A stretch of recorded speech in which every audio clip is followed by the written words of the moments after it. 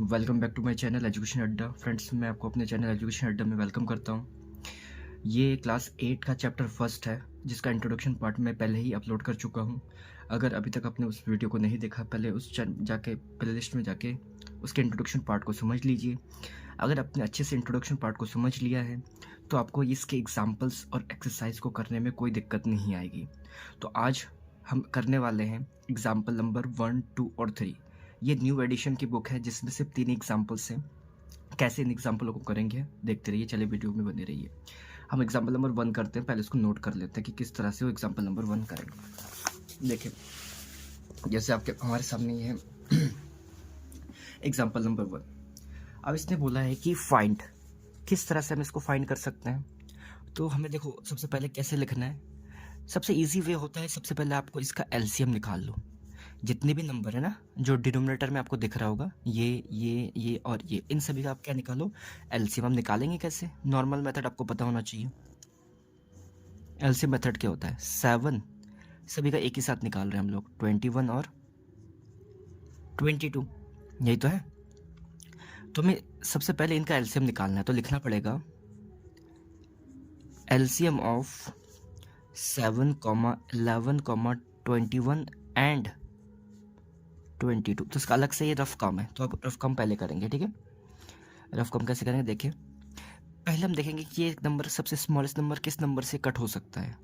मैं देख पा रहा हूँ 7 अपने आप से कट हो जाएगा, 11 अपने आप से कट हो जाएगा, लेकिन 21 3 से और 22 2 से कट हो सकता है। इसलिए अब सबसे पहले स्मॉलेस्ट से जाया करो। अब ये कट होगा नहीं तो कॉपी, ये भी कट नहीं होगा कॉपी, ये भी कट नहीं होगा तो कॉपी। बट 22 में 2 का डिवाइड जा सकता है, तो 2 बन जा 2, 2 बन जा 2, ठीक है। अब ऐसा कोई भी इसमें नंबर है नहीं जो कि जिसमें 2 का डिवाइड हो सके, तो हम क्या करेंगे, अब हम 3 पे हम क्या करेंगे। जैसे ये हो गया आपका 3, तो देखिए ये हो गया आपका 7 as it is, 11 as it is, 3 7 जा 21 हो गया, और ये जाएगा नहीं तो इसको सेम टू सेम आप कॉपी कीजिए। अब आप देख पा रहे हो, फिर से आप किस पे जा सकते हैं, 7 पे। तो 7 में जो 7, 11, 7 में जो 7, और अब लास्ट नंबर कौन बचा हुआ है, 11, जो कि डायरेक्ट 11 से कट हो सकता है। 1 1 1 और 11 बन जा 11। तो इस तरह से हमारे ये एलसीएम आ चुका। और इन सभी की आपकी मल्टीप्लाई कर दो, 2 3 जा 6, 6 7 जा 42, और 42 की मल्टीप्लाई करनी है आपको 11 से। अब देखो ऊपर भी 2 डिजिट है, नीचे भी 2 डिजिट है। अब तो नॉर्मल मल्टीप्लाई करते हो, लेकिन मैं आज आपको इसमें भी एक ट्रिक्स बता रहा हूँ जो आपको बहुत इजी पड़ेगा। कभी भी किसी 2 डिजिट की मल्टीप्लाई अगर 2 डिजिट के साथ करनी है तो हम कैसे फटाफट कर सकते हैं, देखो 1 इंटू 2 करो, कितना आएगा 2। 2 एक सिंगल नंबर है तो अब ऐसे नहीं लिखोगे, आप उसको लिखोगे 02, ठीक।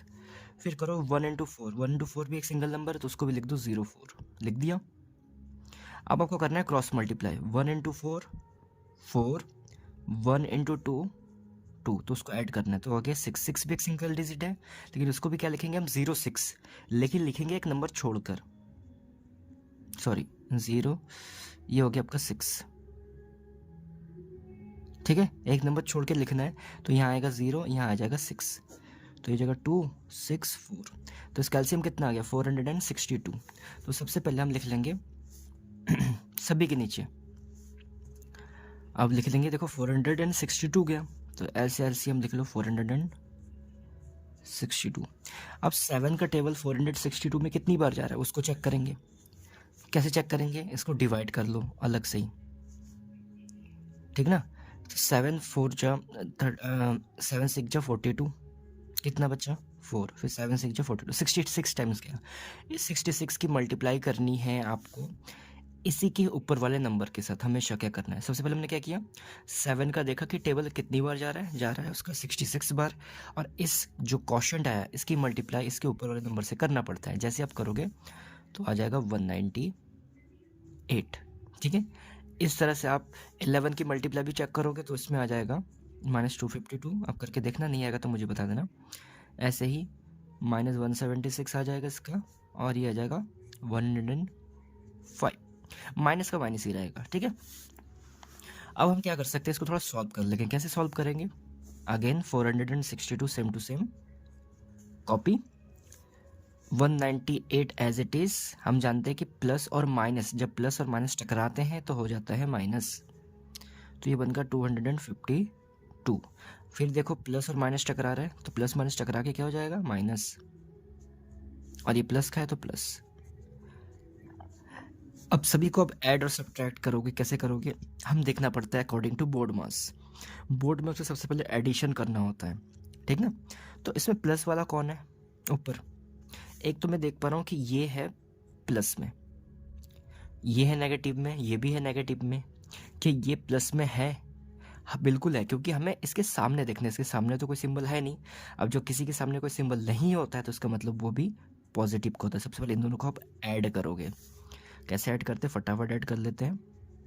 8 5 13 का 3 कैरी 1 9 1 10 का 0 कैरी 1 2 और 1 3, तो ये हो जाएगा आपका 303 इन दोनों का सम, ठीक है।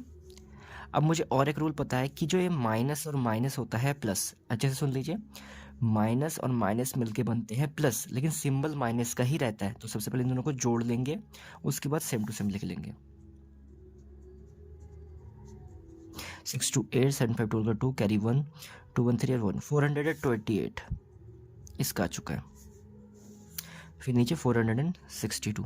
अब देखो बीच में खाली सब्ट्रैक्शन ही बचा है, तो हम दोनों को माइनस कर देंगे, यानी 428 में से अगर 303 चला गया तो क्या आता है, 8 में से 3 गया 5, ये हो जाएगा आपका 2, ये हो जाएगा 1, तो आंसर आ गया 125 डिवाइडेड बाई 462।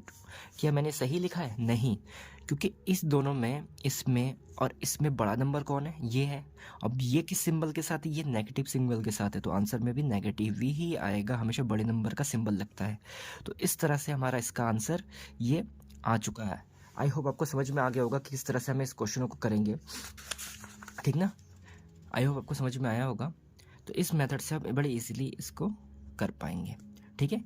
अब बढ़ते हैं एग्जाम्पल नंबर 2 की तरफ। जो एग्जाम्पल नंबर 2 मैं आपको दिखाता हूँ वो किस तरह से है। एग्जाम्पल नंबर 2 को भी देख लीजिए। इसमें भी हमें क्या करना है, फाइंड करना है। अब फाइंड करना है तो इसको एग्जाम्पल नंबर 2 को भी हम नोट कर लेंगे। क्वेश्चन लिखा है फाइंड।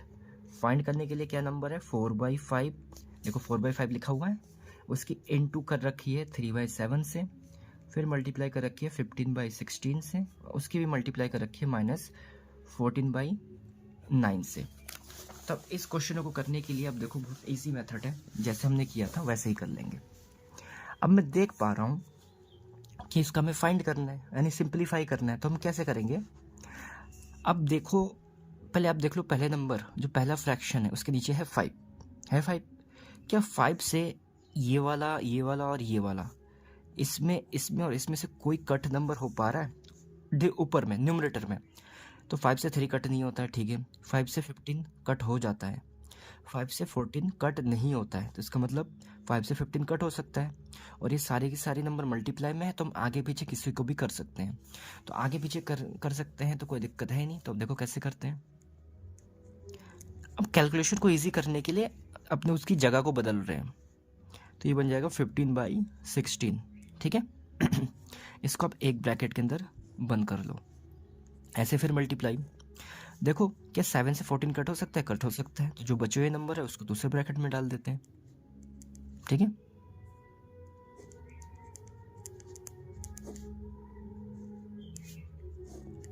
इस तरह से हो गया। तो यहाँ पे एक प्रॉपर्टी लगी है, उस प्रॉपर्टी का नाम है कम्यूटेटिविटी। कम्यूटेटिव मतलब क्या होता है, अपनी जगह को शिफ्टिंग कराना, आगे पीछे करना।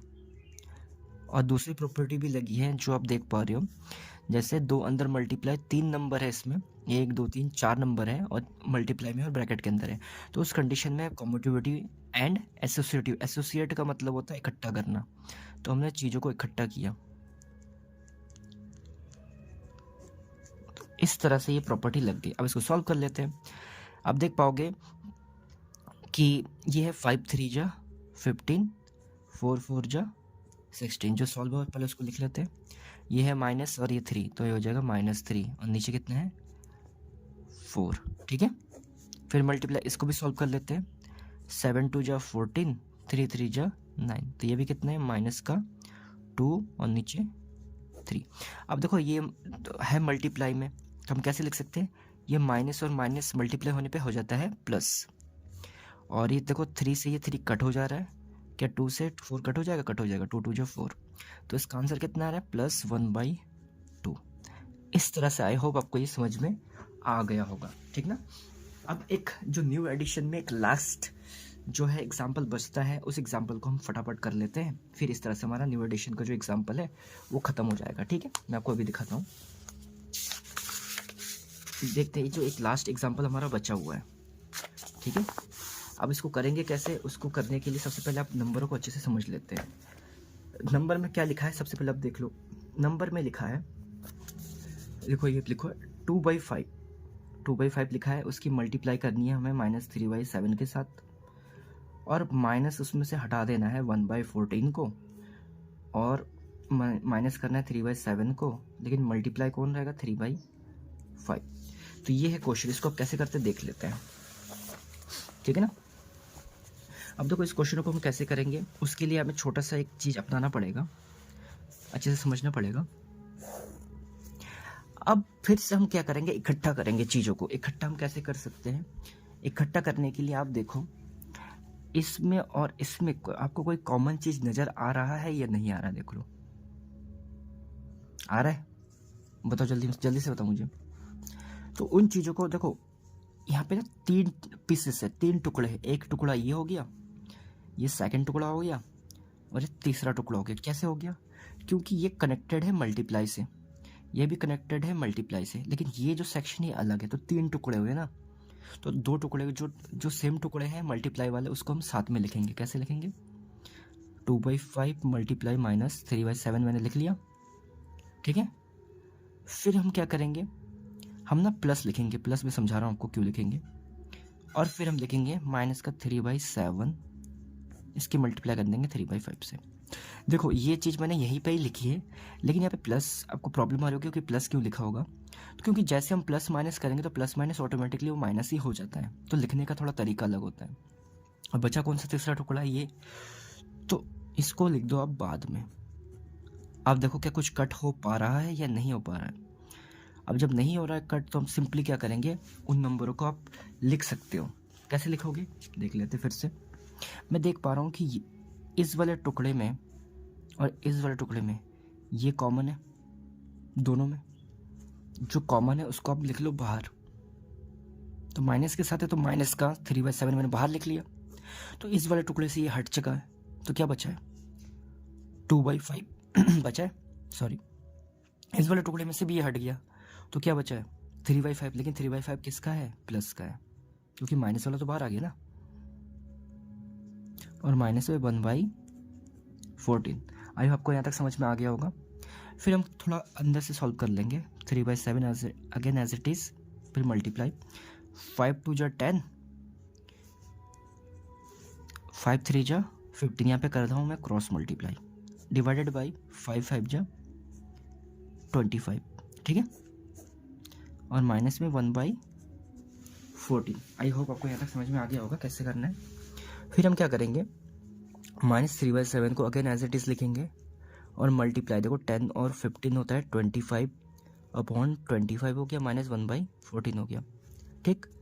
अब 25 से 25 कट के तो 1 हो गया, तो 1 की मल्टीप्लाई जैसे इस पूरे सेक्शन के साथ होगा तो ये हो जाएगा -3/7, क्योंकि -3/7 बन जा वही होगा। उसमें से इस चीज़ को हटाना है -1/14 को। तो कैसे करेंगे, अगेन आपको पता है, या तो क्रॉस मल्टीप्लाई कर लो या एलसीएम ले लो। एलसीएम ले लेते हैं, एलसीएम 7 और 14 का होता है, 14 लेके देखेंगे वही आएगा। 7 का टेबल 14 में जाता है 2 टाइम्स, 7 2 जा 14। उस 2 की मल्टीप्लाई इसके ऊपर कौन है, 3, तो 3 के साथ कर दो, 2 3 जा हो गया 6, बीच में माइनस है तो माइनस लिखो। फिर से 14 का टेबल 14 में कितनी बार, 14 बन जा 1 टाइम्स।